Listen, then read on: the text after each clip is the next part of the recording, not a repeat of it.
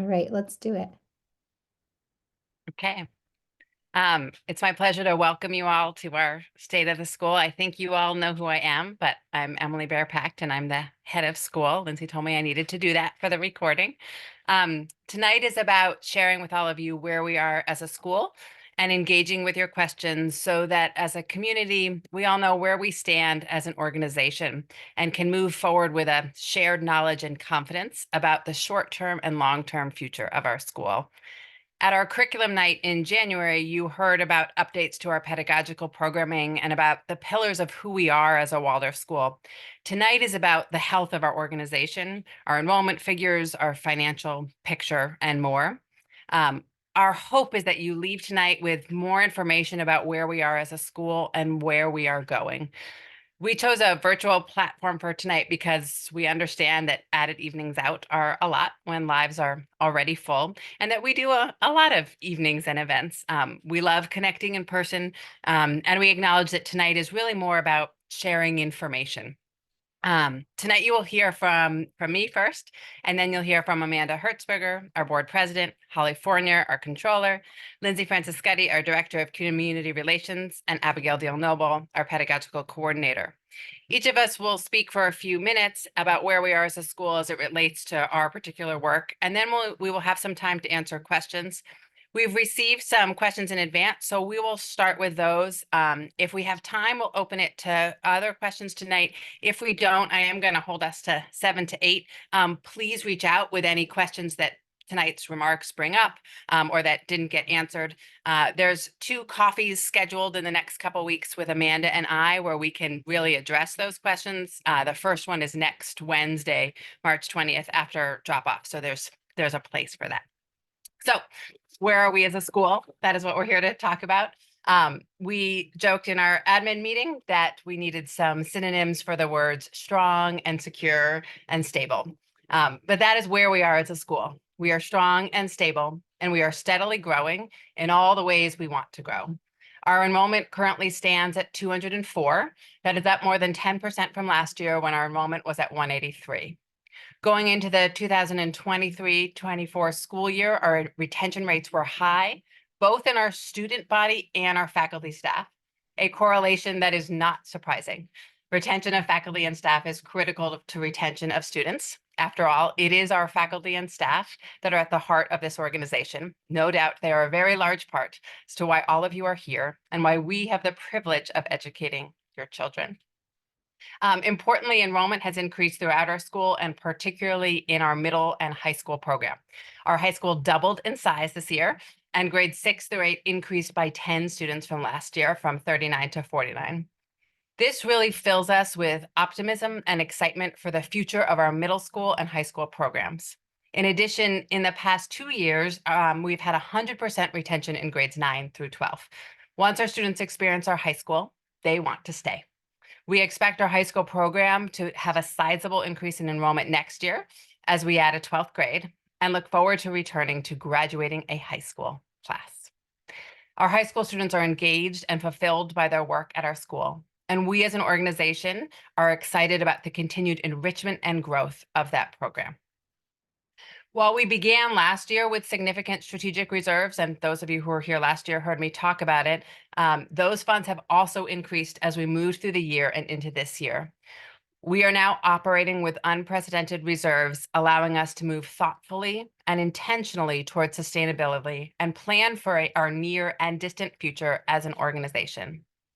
As our enrollment retention reserves have increased, we have made the decision to invest in our students and our programming further. Going into this year, we added 2 full-time student support positions and a full-time science position in the upper school. We have also invested in a math curriculum by choosing and purchasing a Common Core aligned curriculum. We have continued literacy professional development for our teachers and our strong partnership with the Stern Center. We have made a substantial investment in marketing, which will be discussed later on. And most importantly, we have invested in our faculty and staff by increasing compensation and benefits more significantly than ever in the history of our school. We also have joyfully invested in the return of the experiential components to our curriculum and are so glad to be sending our students back out into the world to participate in pedagogically inspired experiences, such as the pentathlon, medieval games, and Odyssey trip. Our outdoor education programs continue to thrive and grow as we solidify a year-by-year plan for class trips that builds on the skills that they are learning in school and aligns with where they are developmentally. This year, too, we invested in the return of cultural trips tied to our curriculum. And this spring, our eighth graders will head to Boston for a week-long trip in connection with their year-long study of revolutions. And the 11th grade will travel to New York City. With the addition of our wonderful new upper school science teacher, we've begun bringing back science trips and have plans for our 9th and 10th grade to embark on an ecosystem systems trip this spring. We are committed to continuing to grow our experiential learning programming with more pedagogical trips, and experiences that help bring alive the learning the students are doing in the classroom and allowing deep connection to be fostered between students and teachers, and students and the world. As Abigail will share, our school remains deeply committed to its ongoing diversity, equity, inclusion, justice, and accessibility work. This comes in many forms, including our weekly Unbound class, which focuses on these social topics, regular professional development work, and faculty meetings around these issues, and re-examining our curriculum to ensure that the principles of justice are a part of everything we do. Going into this year, we made an intentional choice to move steadily towards a balanced budget and sustainability while simultaneously investing in our students, our school, our teachers, our programs, and our student experiences. In doing so, we prioritized our offerings, our student learning experience, and the financial health of our faculty and staff. We did this because this is who we are as an organization, and it's the center of our mission to care for our students, our faculty, our staff, and the world around us. We also know that by strategically investing in our organization now, we pave the way for continued growth and future success at our school.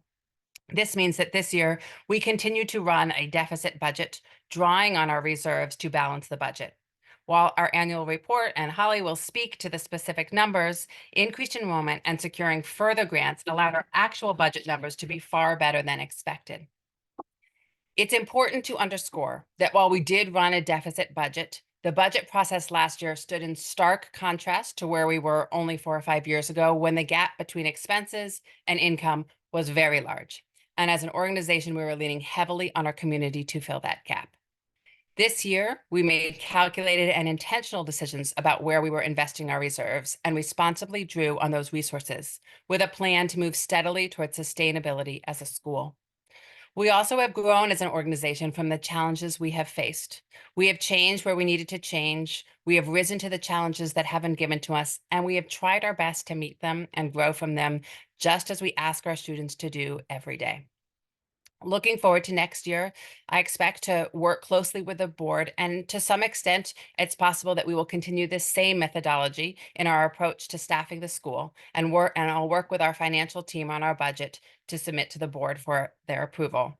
My goal will be to continue to invest in our teachers, students, and programming, continue to prioritize student support, student experiences, and staffing needs for our growing programs, while also ensuring that we are making steady progress toward our goal of sustainability and our balanced budget.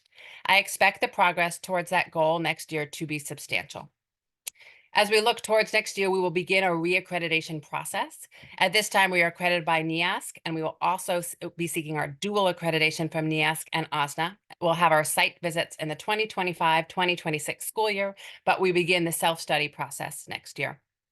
We are already engaged in a wonderful process that Amanda will speak about to re-examine and refresh our vision and mission, and look forward to the deep internal work that is involved in the accreditation process. While I don't like to repeat myself, I must say what I said at our curriculum night, which is that it is an incredible time to be at the Lake Champlain Waldorf School. As you all know, I have been a part of this community for as long as I can remember. I am thrilled now to see us reach a place of financial security that we have never had before, which allows us to strategically plan and dream for our future. And while financial stability is incredible, I am ever so grateful that we have this opportunity at a time when our administrative team is as strong as ever. Our faculty and staff are inspired, dedicated, and passionate educators. We have a strong college of teachers and administrators. We have an incredible community, and we know who we are as an educational institution and where we want to grow and evolve. That is, we have all the pieces in place at the same time, and we remain deeply committed to our work as a Waldorf school and above all else, to our students. Thank you all for being here tonight and for entrusting us with the education of your children. I will now turn it over to our board president, Amanda. Hi, everyone. Thank you all so much for being here tonight and for your engagement in our school. Our community is as strong as our members, and we so appreciate your presence. In early July, I took over as board president from Christina Bell, who ushered in a period of stability and prosperity for our school. Her stewardship during the COVID crisis and her hiring of our wonderful head of school, Emily, are two highlights from her tenure. In July and August, we focused on approving a marketing plan. We know when people come to our campus, they want to stay, and we want more people to find their way to our door. After interviewing and researching multiple firms, we selected Pivot Marketing. They started their work on a website audit, and then in November, the beginning of admission and enrollment season, online ads started running. Since that time, we've seen an increase in inquiries, calendar bookings, direct emails, and phone calls. We are heartened that our investment and the efforts to share our story are working. In September, I joined the faculty at some of their orientation activities, and since then, I've been directly connected to the school in partnership with Emily and many others. What I see excites me. We have a wonderful team of educators being led by a caring and inspiring head of school and administrative team. The future is bright. In the fall, in partnership with the administrative team, we began work related to the passing of Act 29, a law passed last spring, which relates to school safety, emergency preparedness, and visitor policies. Together, we looked at what we as a school would need to do to come into compliance. Our business administrator, Gloria, and our facilities manager, Gary, expertly researched options, and in December, we approved funding for new doors and a security system for both campuses that should be installed within a few weeks. This new system will make the school safer, allowing us to remotely unlock the doors and observe more closely who is coming and going from our school. In October, we reviewed our tuition structure and affirmed our commitment to moderate annual tuition increases, 3% for next year versus sudden or steep increases. We believe this practice to be more stabilizing and reliable for our community. As a board, our fall and winter work focused more on operations, and we are now shifting back and refocusing on strategy and governance. At our January meeting, we took up a reworking of our mission and vision, which is also being considered at the faculty and administrative levels. We focused on two questions. One, if our mission succeeded, what would the world look like? And two, what 2 or 3 capacities or qualities do you hope are developed in your child when they are 18? And what do you want them to take into the world with them? At its core, we considered who we are and what we want to build and to be. One of the reasons I felt so strongly that Waldorf was the right place for my daughters was more of a feeling, an understanding that Waldorf instills a deep curiosity and competence in kids. We all have differences, but Waldorf teaches us how to bridge them and move forward in community. In this current climate, this skill seems more important than ever, and some of these same tenets were mentioned by our board members when asked to respond to these two questions. Fostering a love of learning forever, developing the will and the skill, developing curiosity and a drive to understand, and creating an awareness of the space between people and how to bridge that so that you can continue to be in relationship with people you disagree with. As the mission and vision are refined and written over these next few months, the board will take up strategic planning work more generally. We will bring the community along for this process, so stay tuned for updates. Earlier this week, I joined a meeting of the DEJA Committee, which stands for Diversity, Equity, Inclusion, Justice, and Accessibility, to discuss their work and brainstorm how that information could be shared with the wider community. Later tonight, either Sage or Abigail, I believe, will be speaking to our ideas, but in concert with those, the board will take up a study of DEJA guided by the efforts of our faculty-led committee. As we head into the budgeting season for the next school year, the board will be mindful to continue the good work of the past few years in putting the school on a firm footing toward a balanced budget and long-term financial sustainability. We will continue to grow our board, and we will look at ways to positively impact our school. The other exciting short-term project that we've been working on is the construction of a basketball court and movement space at the Bostwick campus. We are in the process of finalizing a contract for summer construction and will approve this at our next meeting. We know as a school how important the out breath is, and this new court will allow our older students more fun and play and provide a dynamic new outdoor space year-round at Bostwick. As you saw in Sunday's Week Ahead, the spring auction effort has officially kicked off. Last year, we had 189 items and raised over $36,000 for our school. We all have our favorite local businesses that we have relationships with, and we would so appreciate your help in generating items for the auction by having you choose 2 or 3 of your favorite businesses to solicit. We have messaging created, so please be in touch with me or with Erin Just about how to get involved, or there were some links to click on in the week ahead on this past Sunday. Alternatively, there are sponsorship opportunities available, so be in touch with Lindsay Franciscetti for more information about that.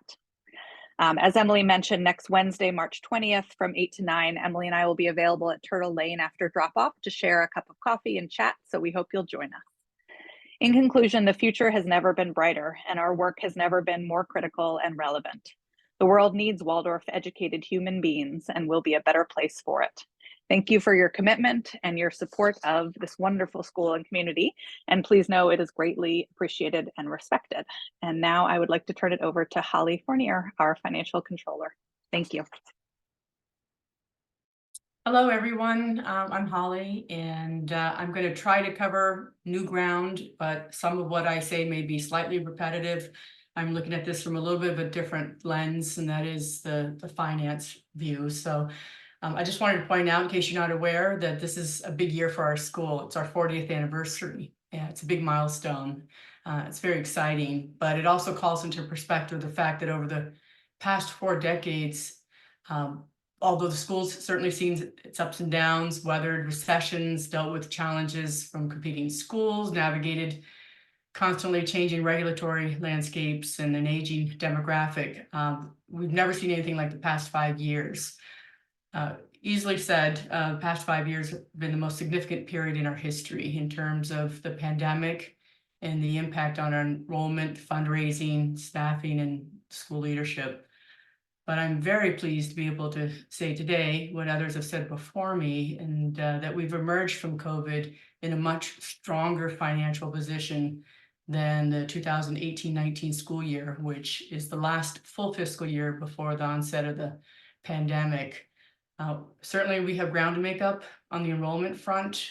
Today we have 204 students, as Emily mentioned, versus 224 back in 2018-19. But we are well on our way to filling those seats thanks to the investment of a portion of our strategic reserves by school leadership in programming, facilities, employees, and marketing. So strategic reserves is a term that you've recently heard batted about, and it really still sounds so odd to say that. I've been involved with the school on a leadership level since 2008 when I joined the board, and to my knowledge, and this is the first time in the school's history that we've ever operated with extra cash. And apparently, we weren't alone all those years. According to the latest survey of accredited Waldorf schools in the US and North America, 3/4 of them operate with $0 in reserves. So the position that we find ourselves in today really is unprecedented, and it's amazing, and we're so grateful. So now that we have the cash reserves, school leadership is going to be very strategic about how and when to allocate the money by weighing competing priorities, including possibly just keeping some cash on hand for a rainy day. The past several years have shown us that there are forces that can unexpectedly emerge that we can't even anticipate. And it's nice to have some cash reserves on hand to tap so that we can sustain ourselves and continue to meet our mission in very tough times. So I know a big question is everyone has is like, where did this money come from? How did we accumulate so much money? And part of it is filling empty seats, holding on to the students we have, developing new income stream like summer camp. We are expected to earn about $81,000 this year from summer camps, which is pretty great. So we're just trying to expand our offerings where we can. The over the last few years, Gloria and I, my partner at the business administrator, we've applied for many different types of grants, credits, forgivable loans, reimbursement stipends, title funds. And we've been successful with about 19 of those. And some examples are a COVID paid leave grant from the state, Efficiency Vermont grant to upgrade our Turtle Lane HVAC system, FEMA to reimburse for COVID expenses, employee retention credits, paycheck protection program. And there are many, many more smaller ones that are designed to support schools in their recovery. We've gotten a couple of, well, 3 forgivable loans, 2 paycheck protection and 1 from the Vermont Economic Development Authority, VEDA. And the 3 of those total almost $1 million, and all of those have already been forgiven. So we've taken the necessary steps to document what we needed to do to get those forgiven. So we're in a great position. So currently we have that money working for us. It's invested in laddered treasury bills, 6, 9, and 12 months, $500,000 each, and it's throwing off about 5% in interest. We invested that money in August, and so far we've earned about $46,000. So while we don't know exactly how those funds will ultimately be allocated, they are doing a great job for us by earning some money. So the finances of the school are closely held and by the finance committee. It's a group that's comprised of, well, I'm on the finance committee, Gloria Irons, our business administrator, Emily, head of school, Amanda, who is the board president. Danielle Cox is the board treasurer, and she's the chair of the finance committee. We have a teacher representative, Bailey Johns, grade 7 teacher, and our parent representative is Laura Stotz. And we meet monthly online, and this is where we hold the questions before they come into the board's lap. So we review monthly statements, tax documents. We hear out of cycle budget requests. We get the first stab at the budget, the first stab at tuition setting. We review audited annual financial statements, and then we at times research projects like what are other schools doing for remission, tuition insurance, benefits, and that sort of thing. Important to note that this is not a pedagogical group. We're not making decisions about how we govern. We're just looking at the dollars and cents and make recommendations to the board. So if you're out there and you enjoy crunching numbers and asking tough questions, we would love to have you on the finance committee. So I'll put a little plug in for that group. So you heard me mention just now audited financial statements. So we are required as a term of our mortgage with our lender to have our finances audited each year, which is a big undertaking, and it costs the school about $14,000 to do that. So our finances are scrutinized by our auditor and also by our lender, which is Northfield Savings Bank, and also by a couple of outside accreditation agencies, NEASC, which stands for New England Association of Schools and Colleges, and then OSNO, which is the Association of Waldorf Schools in North America. So we're under pretty close scrutiny, and everyone who has looked at our finances agrees that we're in a much improved financial condition and that we're moving in the right direction.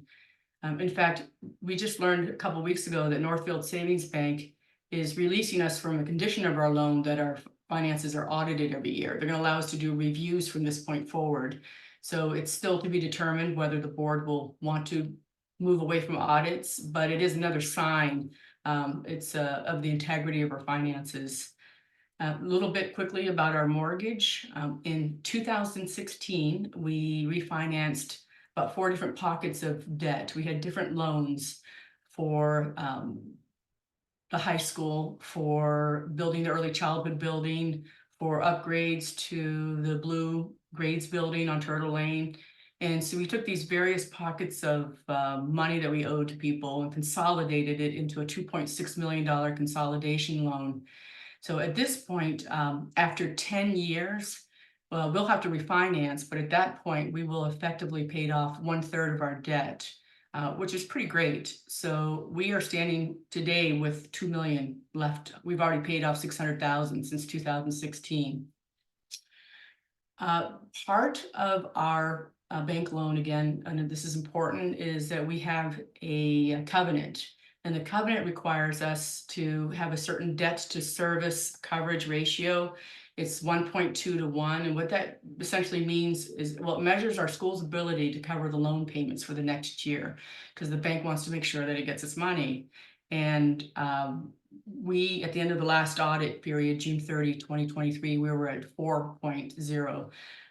So we passed with flying colors. And so that's just another example of how we're doing a good job with our finances. And that's important for you to know how much we owe and how well we're paying off our debt, because over a quarter of businesses fail because they take on too much debt. So the compliance with the loan covenant is just another mechanism that shows that we're keeping our finances in check.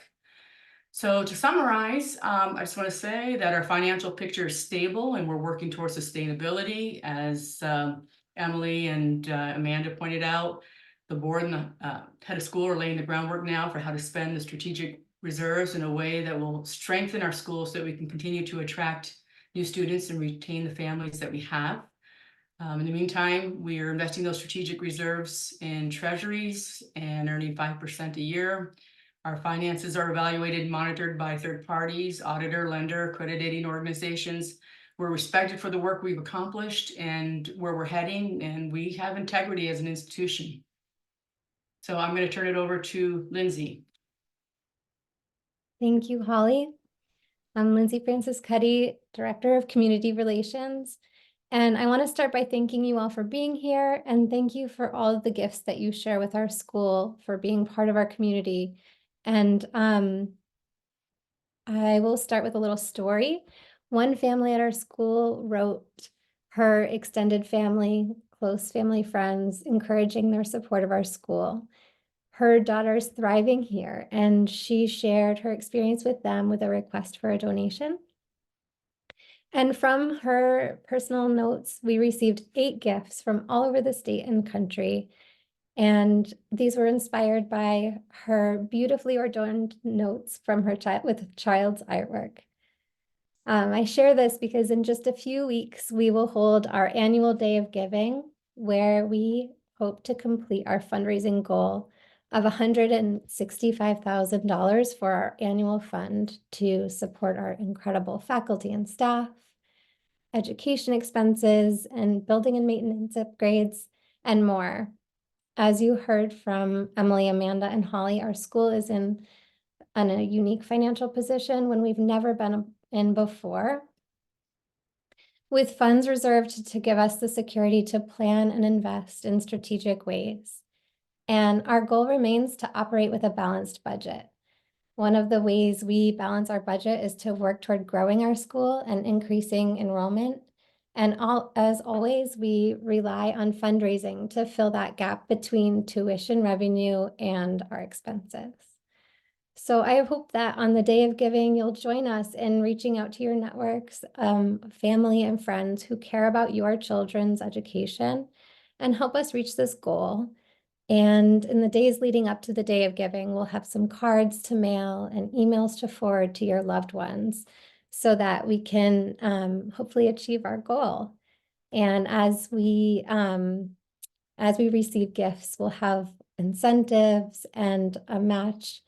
And we also invite you with your gift to share a note of appreciation for your teachers. This is one of my favorite parts of our Day of Giving, is relaying your messages of appreciation to our faculty and staff.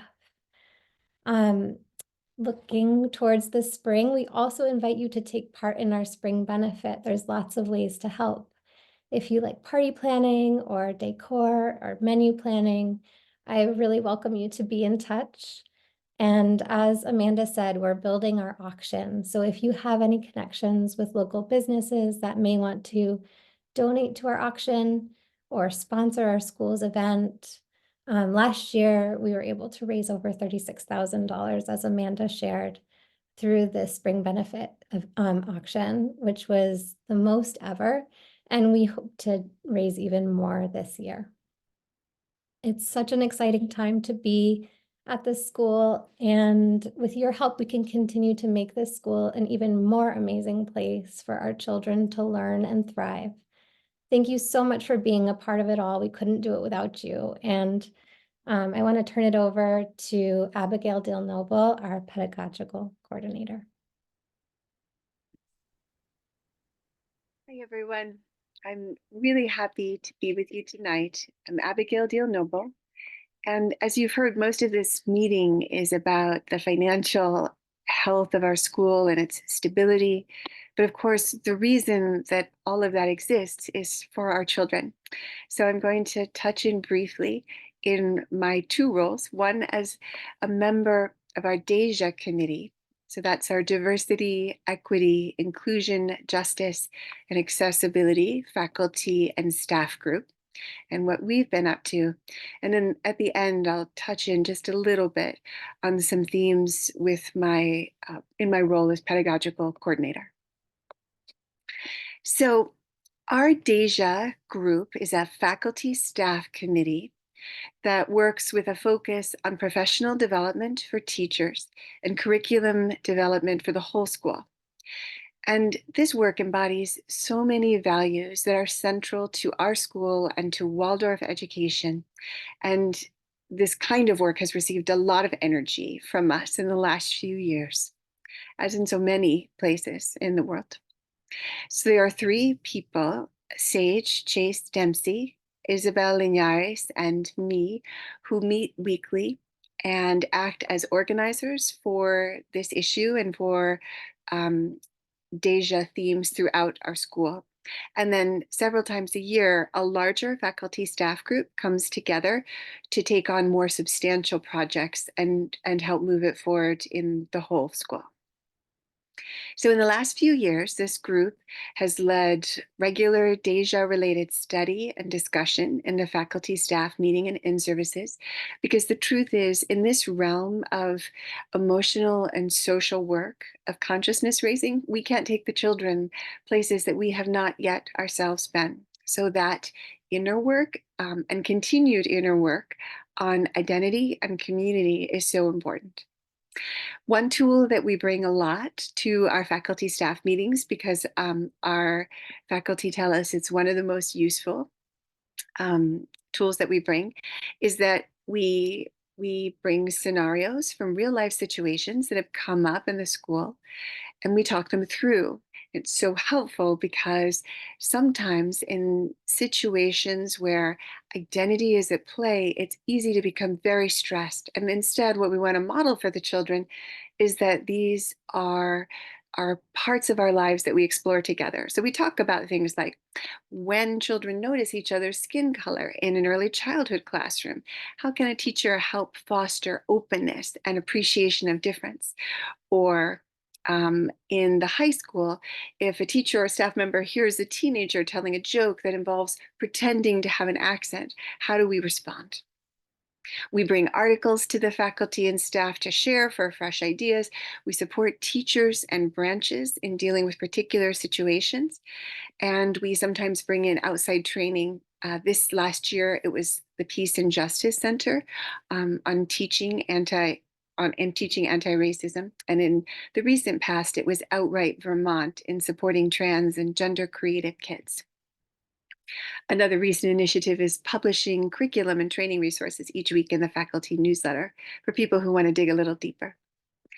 Something we're really excited about right now is DEJA-related faculty staff projects. So this year, every member of the school, faculty and staff was asked to choose a part of their work that they wanted to reevaluate through a DEJA lens and to create a small doable project that could actually get done in a year.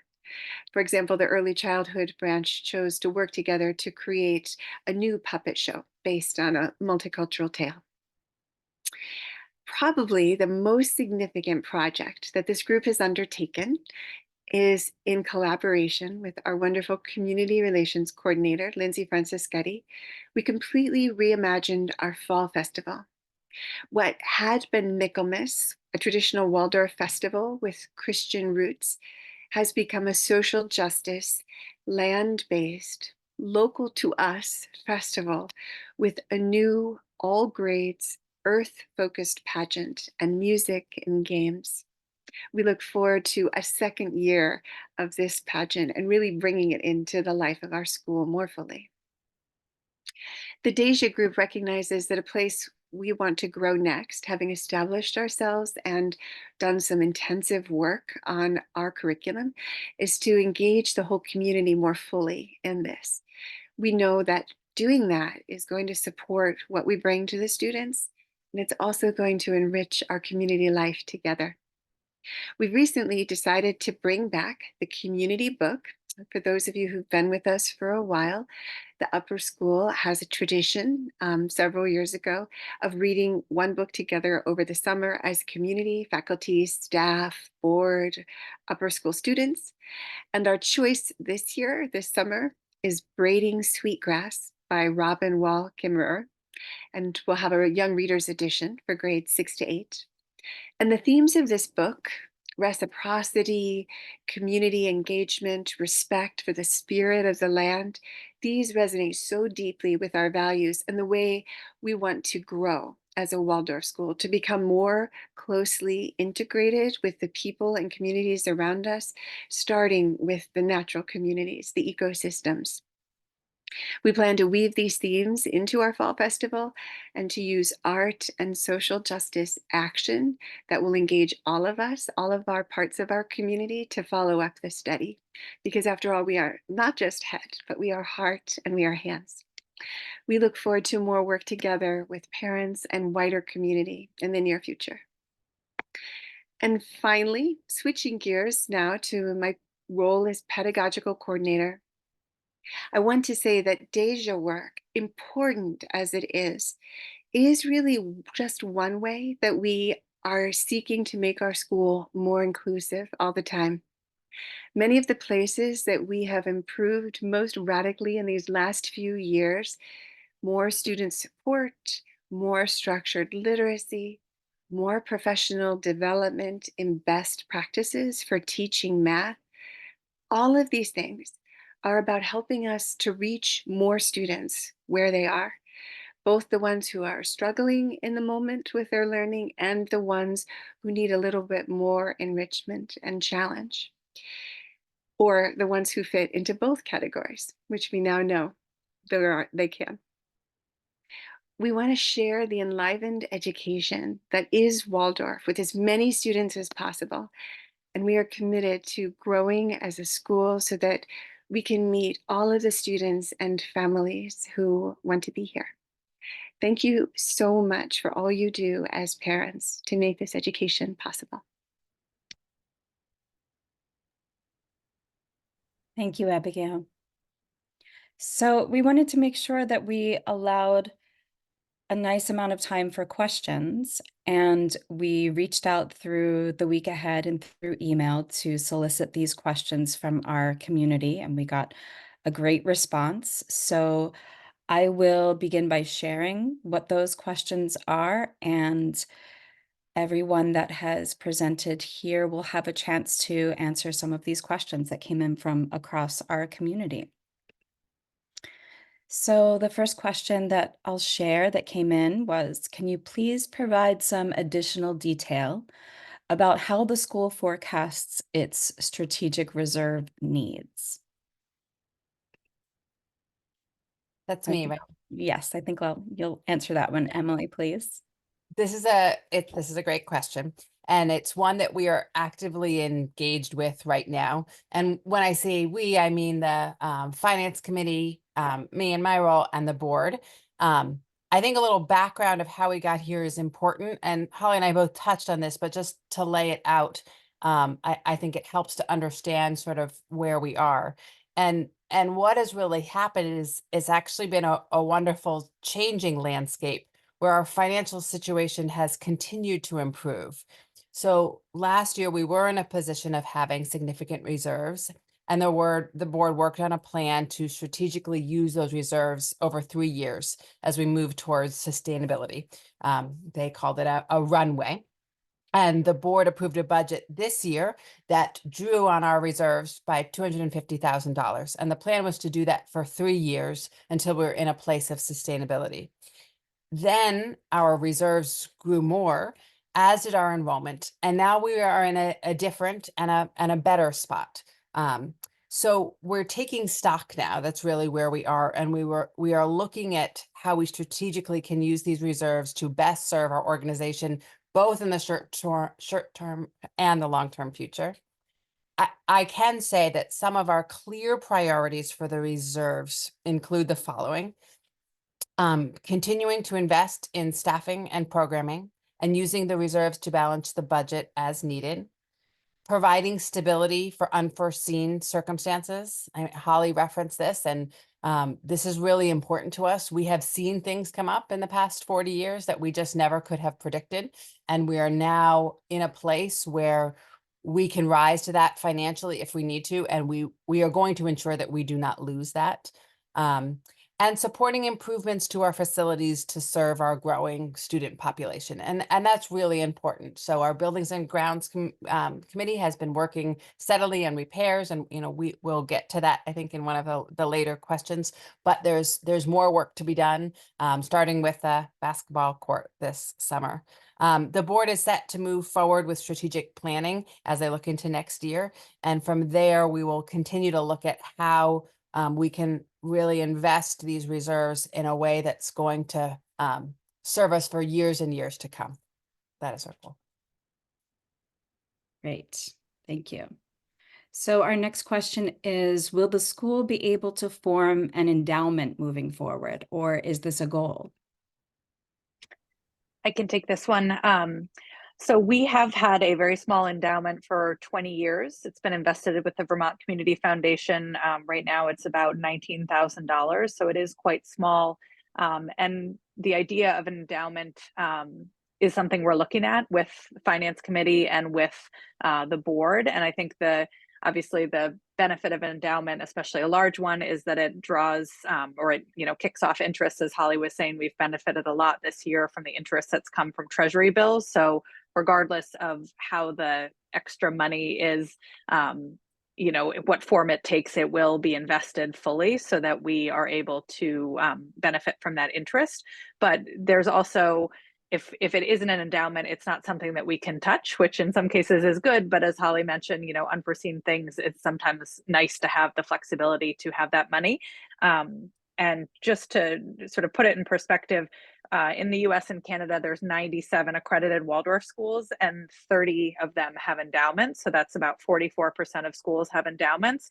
The largest is the Seattle Waldorf School, which has a $6 million endowment. So it's certainly something, as I said before, that we will continue to explore and ponder, especially as we go into strategic planning, but that's where we are right now.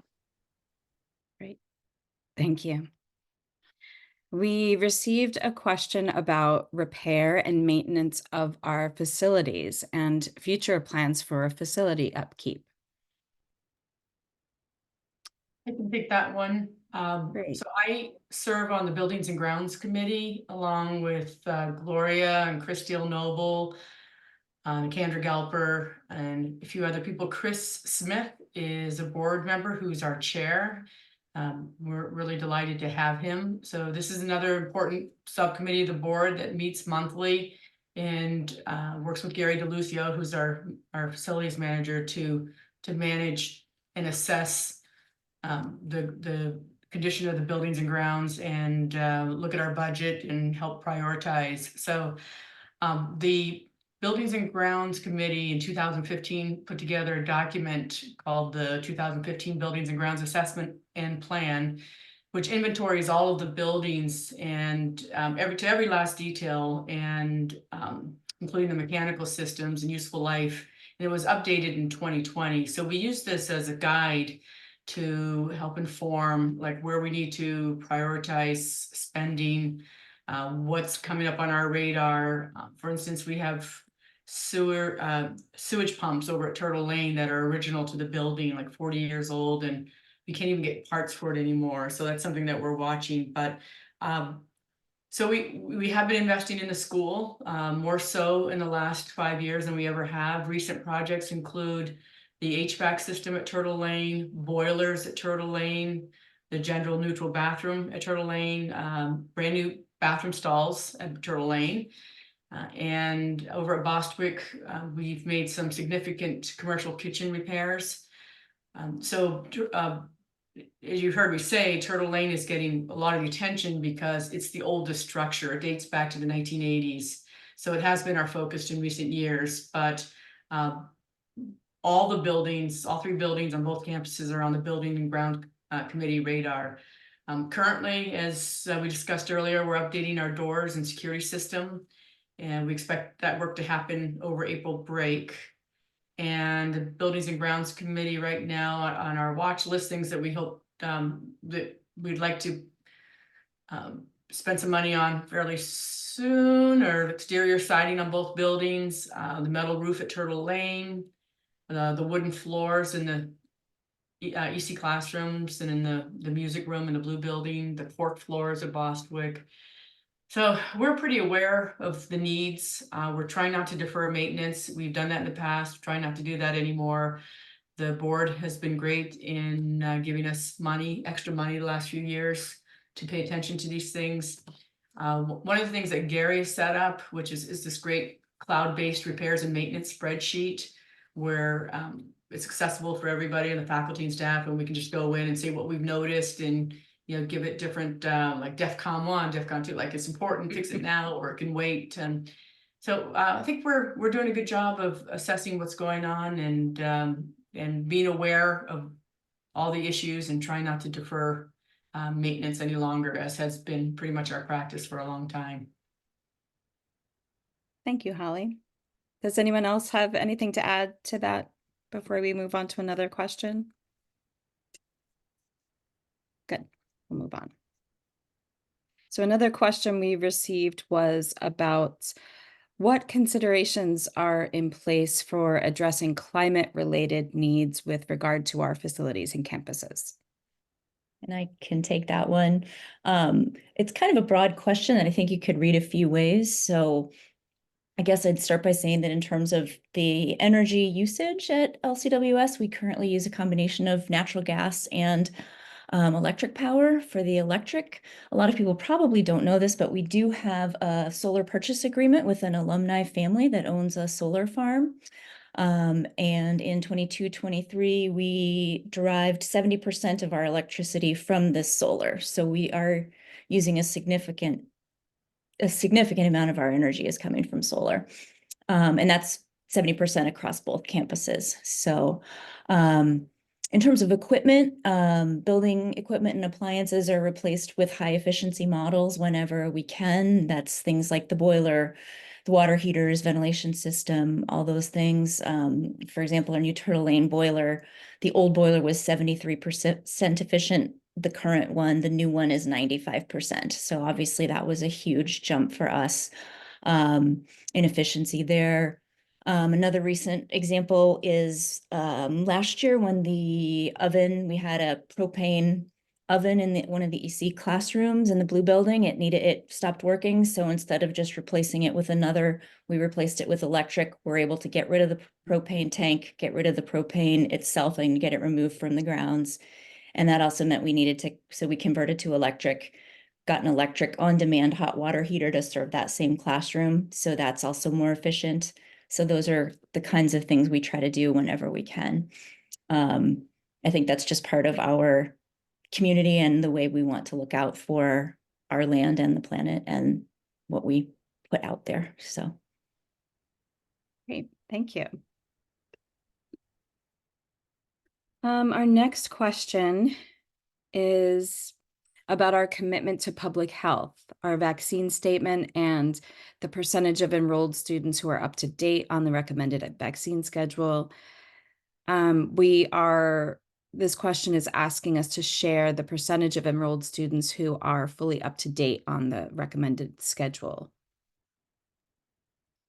This information is available. It's public record. So I did pull it. It's last year's information.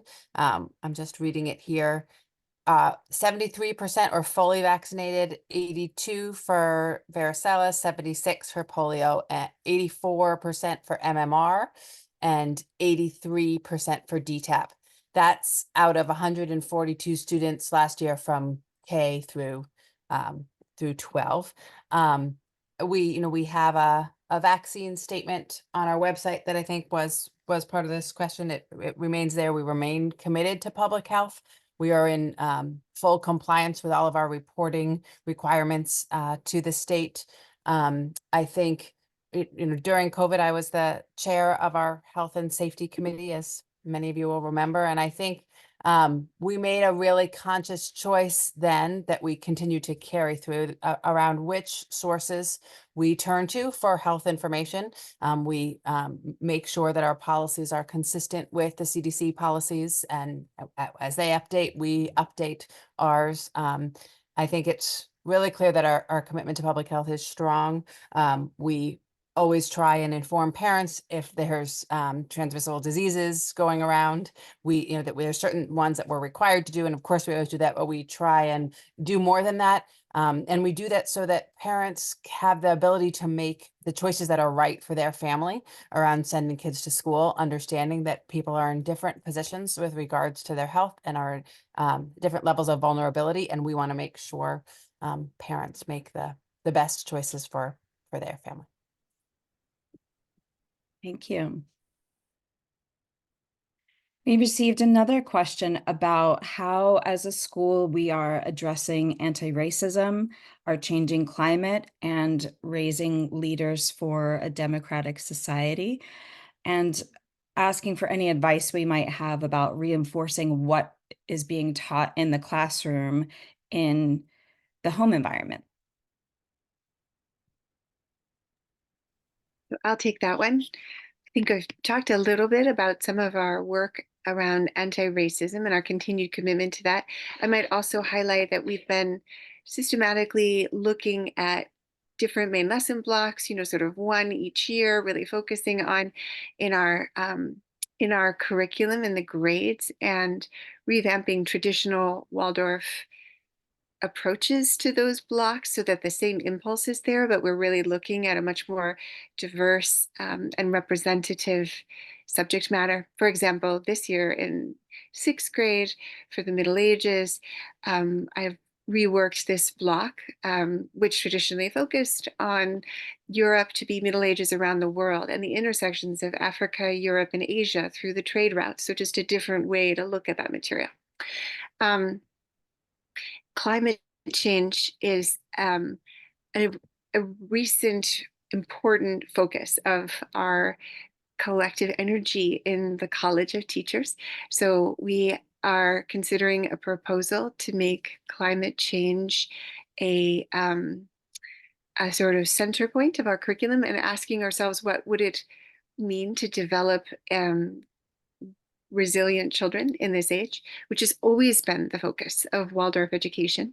While we're in the midst of this, consideration of whether we need, a new program, we are continuing to lean heavily into outdoor education and the relationship between outdoor education and science, which really goes a long way towards building some of those the learning behaviors and attitudes that help us become resilient. In particular, a feeling of connection and hope to nature, which begins, the foundations of that are clearly in the forest in early childhood, and go up through really rigorous and exciting and confidence building expeditions into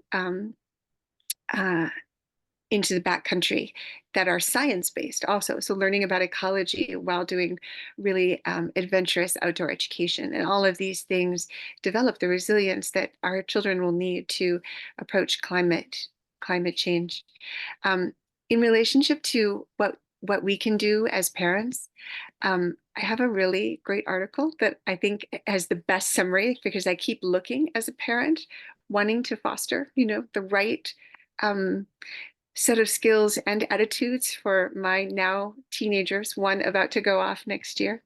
But I can, and so if anyone wants that article, email me. I love to share resources, but I will just share like sort of the big 4 things to do to build resilience in children across the board for all the challenges that they will face. Seek out positive stress. Don't avoid it for our children, but seek it out. Seek out the just right challenges. For the older kid, it might be that challenge in public speaking. For the younger one, it might be a play date to somewhere they haven't been before. Seek out the positive stress. They need that, and they need to learn how to do it with us at their side and then without. Develop strong communities, which of course is the focus of so much of what we do here. Help them know that other people in the world want to help them. Connect to the outdoors. We're such a wonderful position to do this in Vermont, and it's already so much a part of our lives. But the outdoors is both the solace for any climate anxiety or despair we might have, and it is also our best teacher. And finally, discuss and model solutions all the time, rather than getting focused in the negative, doing our own doom scrolling. Every time we do that, we're modeling for our children what to do about the problem. So instead, seek out solutions, be part of them, engage the children in them. Small is fine. And as Mr. Rogers said, look for the helpers. There are so many people doing good things. And the more we can point them out to our children, the more models they have for how to be in this world. Thanks. Thank you, Abigail. I appreciate those suggestions. So this looks like the last question that we will share tonight that we received is, as enrollment rebuilds, will the split between the Turtle Lane and Bostwick campus remain the same?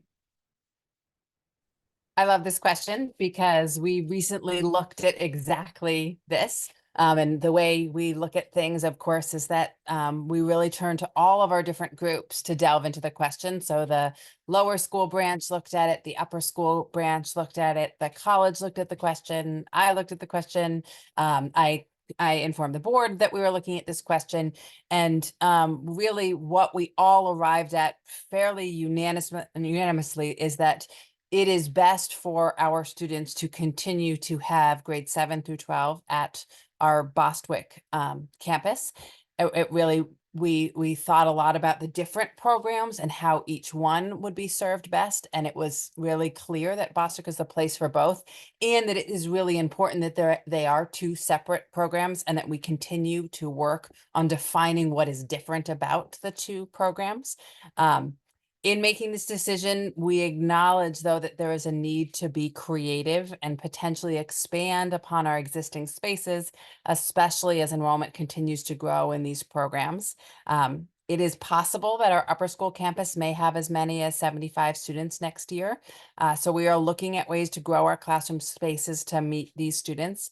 We have had 80 students in the building before, so we are confident that we can serve our growing enrollment, but we are looking at how our spaces can accommodate the ages and needs of both middle schoolers and our high school students. Our 3rd floor is unfinished, and there is a beautiful potential for classroom space up there.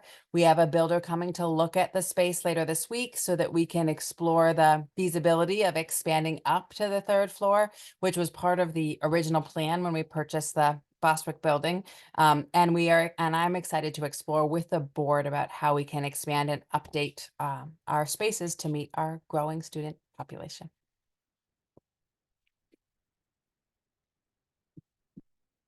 Is that all, Amy? That's all of our questions for tonight, and we are right on time at 8 o'clock. So other questions that folks have that you didn't get a chance to send in, you are welcome to join Emily and Amanda next Wednesday. Was that right? Next Wednesday for coffee at Turtle Lane.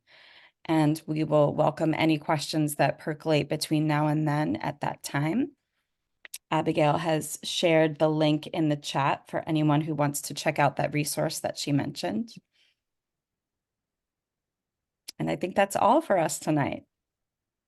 Thank you so much, everybody, for being here. Thank Have you a all good for night. coming. We'll have the recording as well in the week ahead for anyone who couldn't make it. Have a wonderful evening. Thank you.